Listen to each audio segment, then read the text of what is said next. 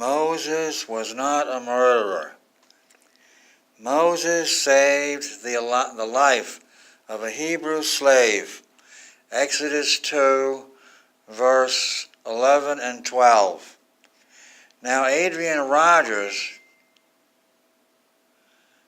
and Chuck Swindoll and several other evangelists all claim that this makes Moses a murderer because he killed the Egyptian taskmaster that was beating the Hebrew slave.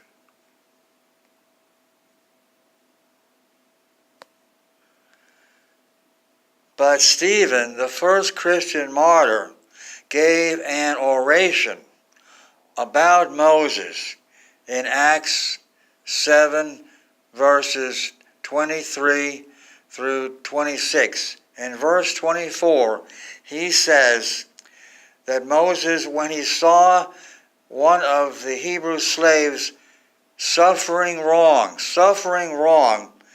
Moses defended him and avenged him that was being oppressed by slaying the Egyptian.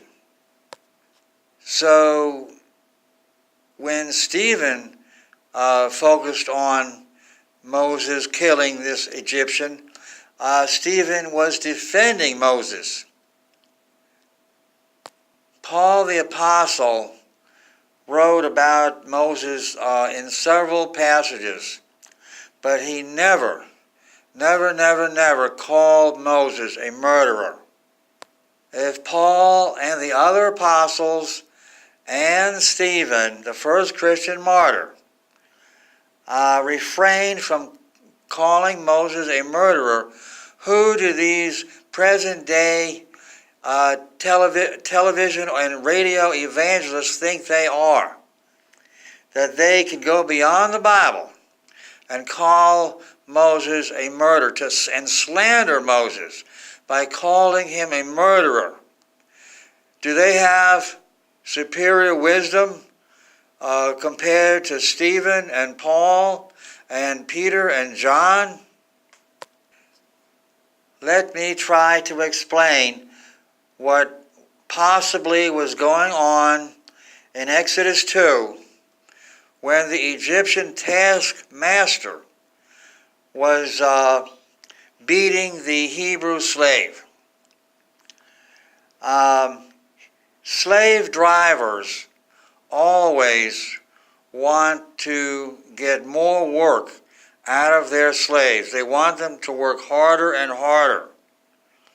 Now, one way to do that is to put fear into the hearts of the slaves.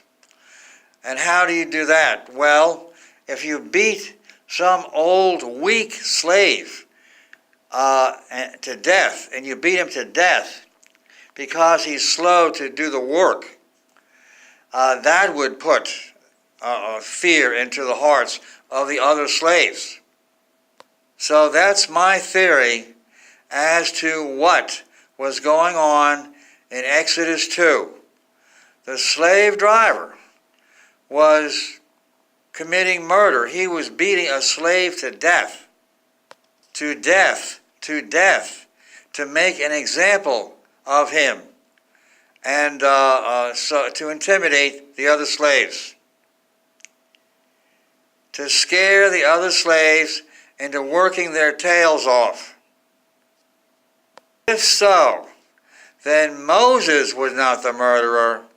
It was the slave driver who was the murderer in this case.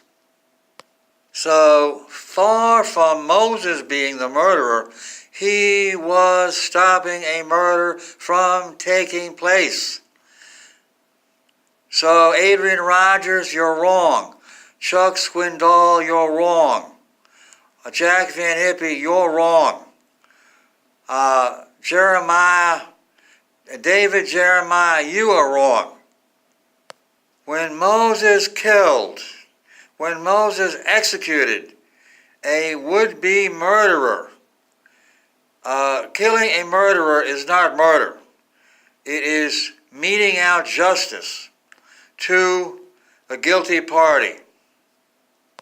The Egyptian slave driver got what he deserved. In closing, let me repeat, Moses was not the murderer. He was stopping the murder from taking place.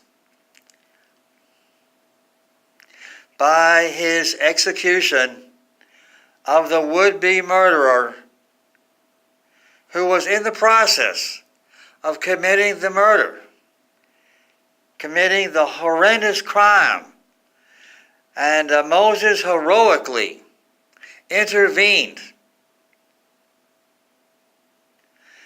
to defend the oppressed slave. In Exodus 2:11 and 12, I would even go so far as to say that it was Moses' willingness to intervene heroically, selflessly, fearlessly, that led God to choose Moses to be the man who would put an end to Hebrew slavery by leading the Hebrews out of Egypt and into the promised land of Israel. Like Paul the Apostle says somewhere, it is for freedom that you have been set free.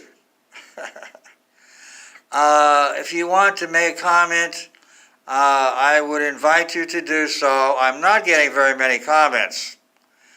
And I'm going to write a transcript of what I've said and put it in the description box under this video. And if you want to make comments, please do so before October 24. That's the day, that's the new date in which I am expecting the Russians to bomb this country, which is what the Bible says will happen eventually. And that's going to be the time of the rapture. The Bible clearly says the rapture has to wait until the time that the man of sin is revealed. And he is called the son of destruction, which can be translated as the destroyer. So what would reveal a destroyer? If not the act of destruction that he is responsible for. Well, what would be this act of destruction? Well, in Revelation 13:7, it says the beast, which is the Antichrist, which is the man of sin, which is the destroyer. It says the beast will make war against the Christian nations. And so the rapture is a time when Christians leave the world. Millions of Christians, not all Christians, but millions of Christians leave the world together. And in Revelation 13:7, it implies, or is talking about millions of Christians leaving the world when the beast launches war against their countries, against the big cities, which is talking about primarily the big cities of America, So, what am I saying? I'm trying to say, I'm making the case that the rapture will occur in a wartime setting because it says war, W-A-R, in Revelation 13:7. Okay, that's enough. And the war is talking about Russia bombing America. And if you have any comments about Moses not being a murderer or about the Russians bombing America, please do the comment before October 24. Now, why am I picking October 24? Well, it's because October 24 is the original date on the old calendar of the Russian Revolution in 1917. And it's a date sacred to the Bolsheviks, to the communists. And for a long time, for 30 years, they've been pretending to no longer be communists. They claim to be former communists. And the idea is, when they launch the war, they're going to stop claiming to be former communists. They're going to go back to being communists, revealing that they still are communists. And one day they could pick that would emphasize that would be to pick the original date of the Russian Revolution. They would be recycling this date. They would be giving new life to this date. They would be expanding on the Russian Revolution. They would be launching a world revolution.